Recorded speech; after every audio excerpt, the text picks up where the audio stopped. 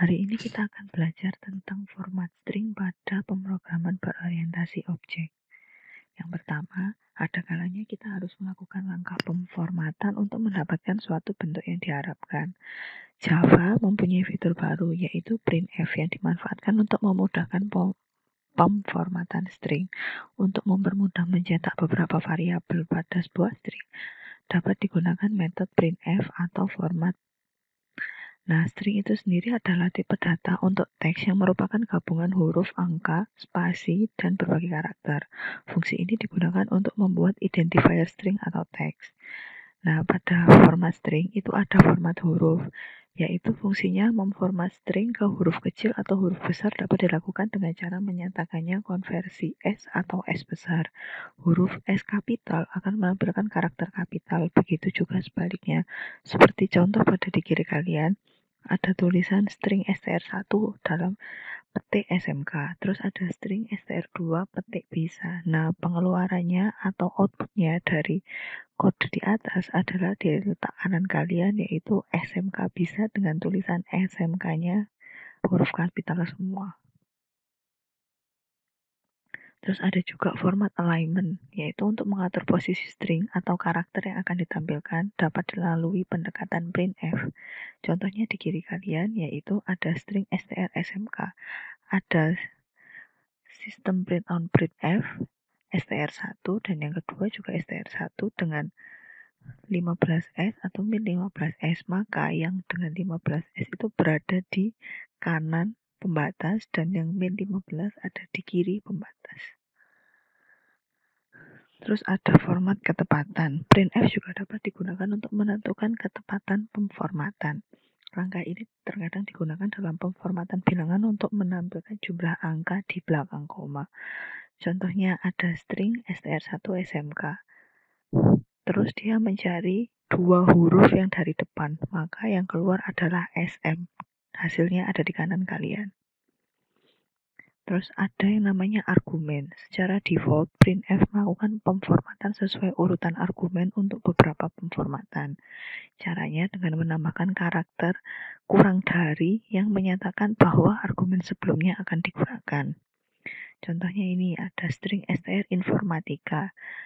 Terus ada S kurang dari S besar, S, 5S, dan string 1. Maka yang keluar akan seperti di kanan kalian. Pertama, dia akan menampilkan informatika. Terus, informatika dengan huruf kapital semua dan diambil 5 huruf pertama, yaitu IN, FOR. Terus ada yang fungsi mengambil substring dari string. Untuk mendapatkan string yang merupakan bagian dari string, dapat menggunakan metode substring. Contohnya pada di kiri kalian dan hasilnya pada halaman di kanan kalian.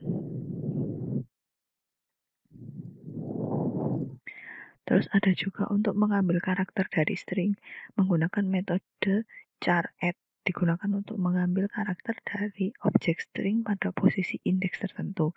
Sintaks umumnya char_add yang digunakan sebagai berikut, yaitu public char, char_add, integer indeksnya. Contohnya ini ada string str1 informatika, char c1, str1 char_add 1, char4 str1 char_add 4. Terus sistem outnya C1 dan C4, maka dia akan menampilkan C1-nya itu adalah N dan C4-nya itu adalah R.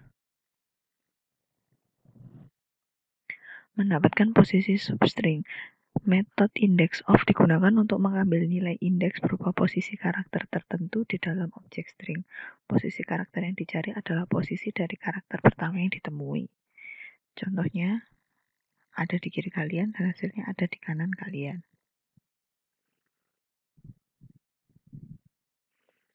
Ada juga konversi karakter string. Metode toUpperCase digunakan untuk mengkonversi semua karakter di dalam objek string menjadi huruf besar semua atau kapital. Metode toLowerCase digunakan untuk mengkonversi semua karakter di dalam objek string menjadi huruf kecil semua.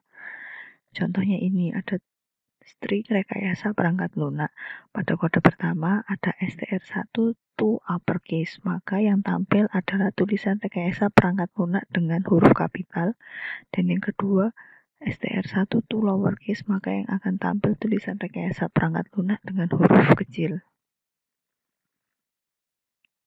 Menentukan awal dan akhir string. Untuk menentukan awal string, bisa menggunakan salah satu metode berikut. Yang pertama, menggunakan start with string s.